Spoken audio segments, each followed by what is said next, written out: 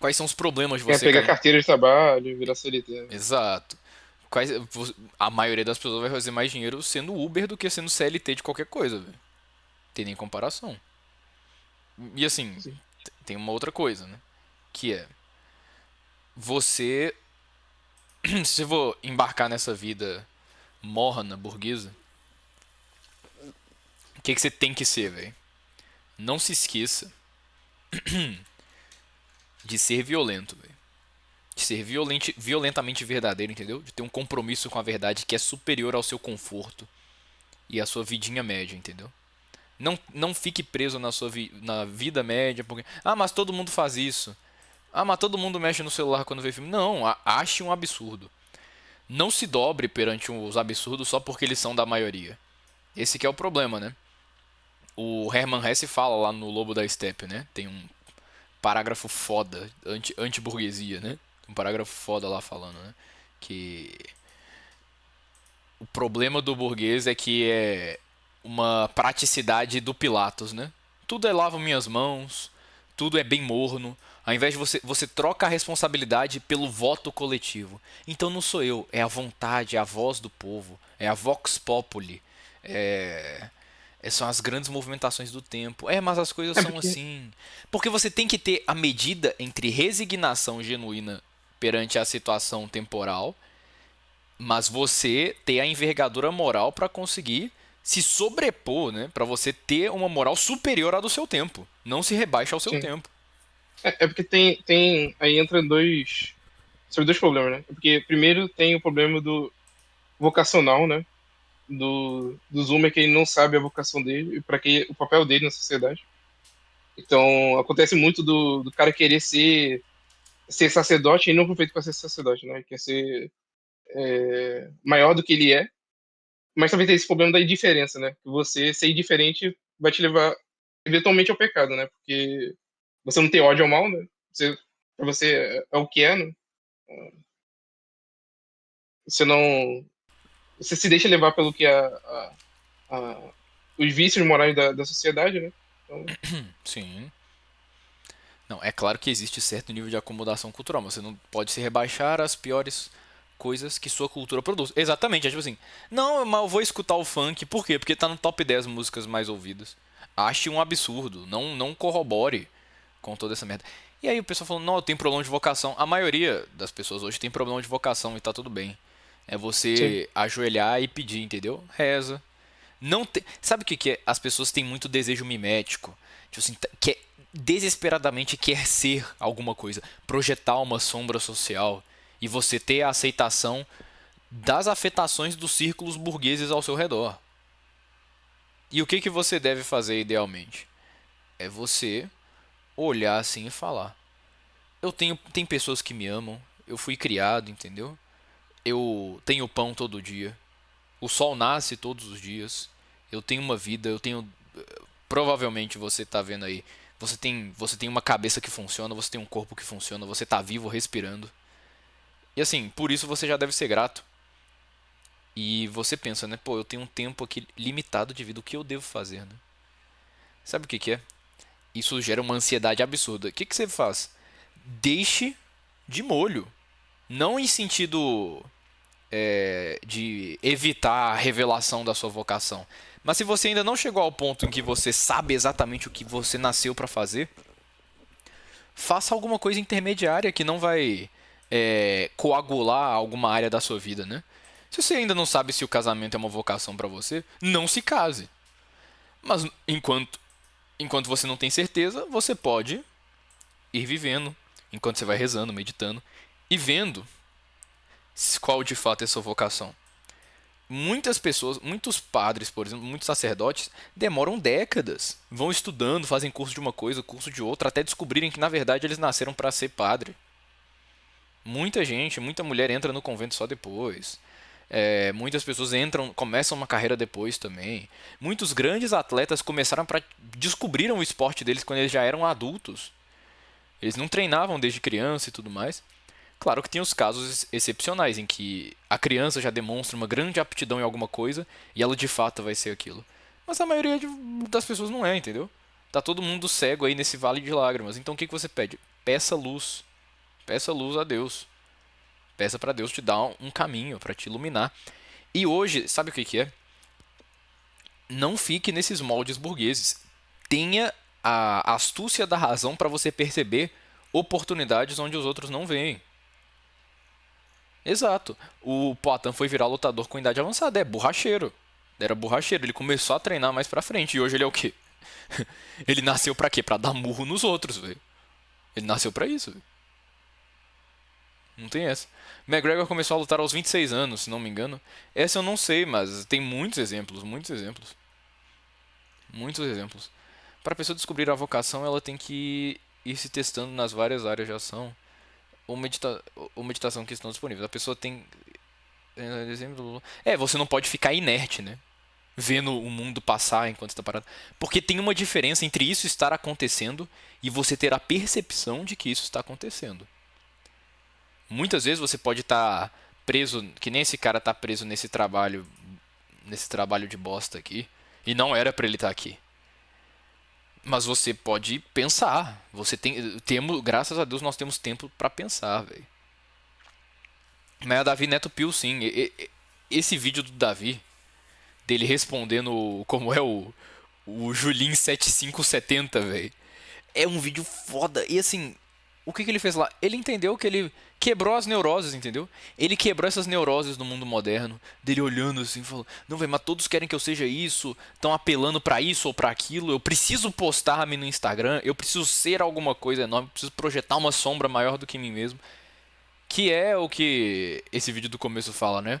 Você tem que ser esse mito ultramoderno do cara que dominou o mundo, do cara que é um cosmopolita, que se aventura, que toma bomba e que luta e que é um mestre da economia, que é um mestre do capitalismo, que viaja tudo, tem relações com as mulheres mais belas de todos os países, e aí você entra pro clube dos alfas, que esses são os que venceram, né? E trouxa é quem tá trabalhando medianamente. Veja É que é só. o homem autossuficiente, que ele tem todas as capacidades para fazer o que ele quiser no mundo. É o mito do homem autossuficiente. E esse mito é tão absurdo que esse cara autossuficiente, líder do Alpha Club, ele é o quê? Ele é um termo. O termo líder, ele necessita que ele esteja em liderança de alguém. Portanto, ele já não é independente. Então, se você é um líder, você já não é independente. Tipo, esse cara aqui, ele só é esse mega coach alpha male aí. Ele só é quem ele é porque tem uma legião de pessoas atrás dele. Só isso. Então, o que eu recomendo a todos? Eu recomendo que primeiro vocês percebam a graça que é viver, que é acordar todo dia, sentir o calor da manhã, sentir o cheiro de pão quente quando você vai na padaria. E segundamente, você entender que essas neuroses do alpha male, de você ser aquilo e aquilo e aquilo, não são você. Você não é isso aí. Esse cara aí que se projetou para ser um alpha male, ele não é assim. Isso aí ele criou uma imagem, ele se construiu para ser aquilo, ele se modelou para ser aquilo. Qual a diferença de projetar uma sombra maior que si mesmo e ter um ideal maior que si mesmo? Mas o ideal sempre vai ser maior do que o self. Sempre vai ser maior do que a si mesmo. Mesmo se você tentar incorporar um ideal, por ele ser ideal, ele vai ser imaculado, ou seja, superior à sua própria condição pecaminosa, né? Mas assim, é porque esse negócio de projetar a sombra que eu tô falando é o quê? É do cara querer parecer algo enorme, é que nem um pavão. O rabo do pavão é muito maior do que ele mesmo, né? Aquilo lá é uma sombra que ele projeta, é algo que não é exatamente ele mesmo. Não é exatamente ele mesmo, mas ele projeta para os outros verem, né? Entendam que, tipo assim, a pessoa comum, o trabalhador médio que você vê aí na sua vida, porque brasileiro é um bicho ruim, né? Você vai entender que você vai ver aí muita gente merda e tudo mais. Mas quando você vê uma pessoa honesta que trabalha ali, sabe, a tiazinha da cantina, o tio da padaria, esse pessoal, e o pessoal que o Davi cita no vídeo, você vai ver que eles são pessoas genuínas, honestas, que estão vivendo no mundo real e que eles só estão sendo.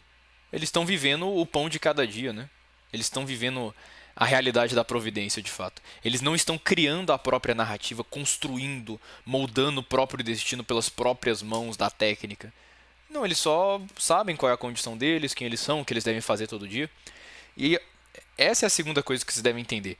Qual é a sua noblesse oblige? O que a nobreza obriga? O que você deve fazer para os outros? Qual é a dívida que você tem com os outros? Pense nisso. Pense que todo dia as pessoas te dão um bom dia, as pessoas vão lá e te servem alguma coisa a você, né? O garçom te serve lá alguma coisa, você está no restaurante. Entenda que você tem uma obrigação de agradecê-lo, de você olhar para ele e falar: não, muito obrigado. Entenda que você tem uma dívida com seus pais que te criaram, entendeu? Seus Você pais tem te que criaram. viver a realidade da caridade, né? Exato. E você é um eterno devedor na Terra. Não se esqueça. Você tem a sua dívida última que é com Deus, já que Ele te permite dar cada suspiro, mas também com as pessoas ao seu redor. Isso daqui é anti-caridade. É anti-humanidade. Isso daqui. Tanto que são os NPCs seguindo ele. Seguindo esse cara que não tem esse rosto, que não tem esse corpo, que não tem essa aura, que não é isso. Ele é alguma outra coisa. Mas ele se moldou para ser isso aqui. E qual que é a parada? Esses caras aqui não estão vivendo a realidade, os NPCs aqui da imagem. E aí o que acontece? Ele tem que, você tem que olhar assim e perceber que você é um devedor eterno.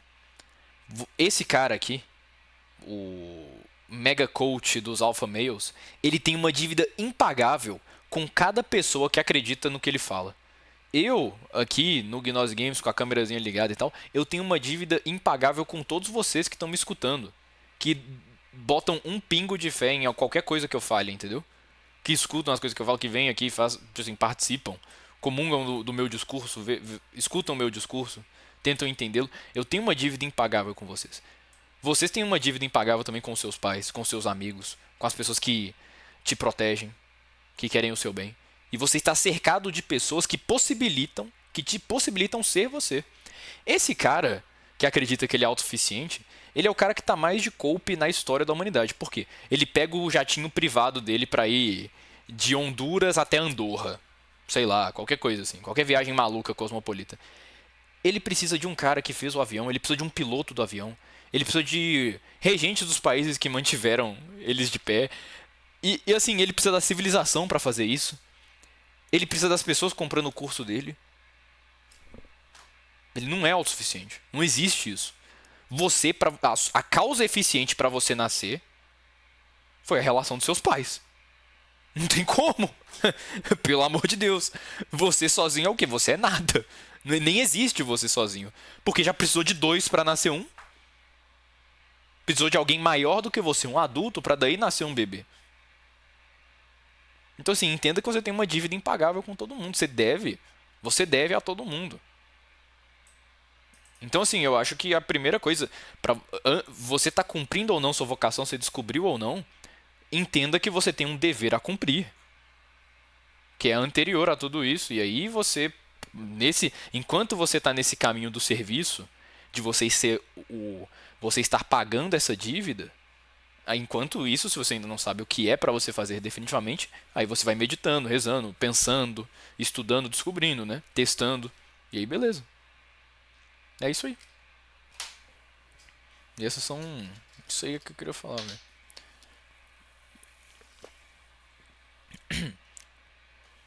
Cara, para mim a melhor coisa que eu li foi a analogia do Chesterton no livro Que Há de Errado com o Mundo, naquele capítulo chamado O Desabrigo de Jones. No livro, ele dá uma descrição perfeita do homem comum.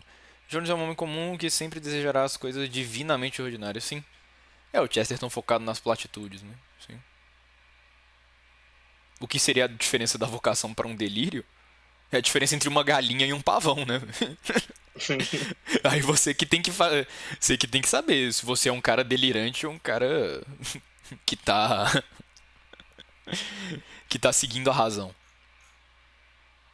Eu sei que especialmente hoje em dia, né? É o exemplo do cara, né? O cara tá deitado na cama vendo esses vídeos, escutando as pessoas falando isso, vendo os zoomers vendo esses vídeos malucos, degenerados, vendo um monte de coisa bizarra, vendo o professor, o chefe dele falar umas coisas, uns filmes estranhos. Ele tá vendo um monte de coisa bizarra acontecendo. E isso torna cada vez a autopercepção mais opaca, mais oculta. Porque o próprio estado do tempo é muito caótico, né? Não tem estrutura, não tem hierarquia, não tem civilização, né? Você mora no Brasil, velho. Você não mora na civilização. Não existe estrutura nenhuma te segurando. Então o que você precisa? Saber o que você deve fazer na realidade imediata. Quem você deve ajudar, você deve a quem, você deve fazer o que. E nesse inteirinho aí você vai tentando, buscando formas de entender qual é a sua vocação e exercê-la. Não existe resposta fácil. Você não vai abrir a live de alguém, o vídeo de um conselho de alguém e falar: véi, você precisa vender repolho na Rua Augusta, véi. Não tem segredo, entendeu? Não tem segredo. Não existe, tipo assim, essa chave perfeita. A chave para o seu coração está nas mãos de Deus. Esse é um soberano gnóstico, né? Você pode esperar o quê? Você rezar para Deus e a partir da providência você receber essa verdade interna, né? Mas tipo assim, achar a resposta no mundo Exato, quase impossível. exato. Você tem que fazer o que acontece lá no comecinho do Kingdom Hearts, né? O Dive to the Heart. Ele mergulha no próprio coração para ele examinar o que é aquilo ali, né? E assim, tem que ser realista, tem que olhar assim e falar: pô, eu sou um cara que tem essas inclinações naturais. Por exemplo, o cara é muito desorganizado, muito porra louca, ele tem um, um, um, um senso de ação que é muito estético e pouco lógico. O cara provavelmente não nasceu pra lógica, pras matemáticas, né? Ele provavelmente nasceu pras artes. E vice-versa, o cara às vezes é muito quadradão, muito lógico, ele não nasceu pras artes, não nasceu pra fazer arte. Aí você sabe, pô, o cara provavelmente não é artista, né? Pô, o cara tipo nem não consegue nem entender E, por que uma e ok, né? pintura, ok, uma pintura tal é bela. Ele olha assim e fala: velho, eu acho que é um monte de cor na tela aí. É, tipo, beleza. E ok, as pessoas, cada um tem o seu próprio dever. E a vocação última é você ser salvo, você ir pro céu. Então assim, O pessoal tem que parar com esse negócio de que o plantador de batata é merda, né? exato. O brasileiro caiu no conto de que o plantador de batata é alguém que. E o homem moderno em geral, e o brasileiro especialmente, né? Que o cara acha que o plantador de batata é alguém horrível. Porque ele fala as palavras tudo errado, que não sei o que, ele fala errado e não sabe ler e escrever. O plantador de batata provavelmente é você. Provavelmente deveria ser você. Muita gente aí deve aceitar o destino de ser plantador de batata. E não tem problema. Não existe algo de vergonhoso no labor, no trabalho comum, em acordar todo dia no mesmo horário e fazer uma coisa que não é glamurosa para a rede social. Mas seguir a filosofia do Wei? Não, não sei. Não sei. Não sei o que é isso. É, virar funça pública e querer humilhar qualquer um que vê na sua frente. Mas é. Tipo assim, você conseguiu a ascensão da burocracia. Agora você tá vivendo a vida realmente, né? Antes de passar no concurso, você não era um ser humano. Você era uma casca vazia que estava esperando esse momento para você despertar e aí começar a viver, né? E agora sim a sua vida vai começar.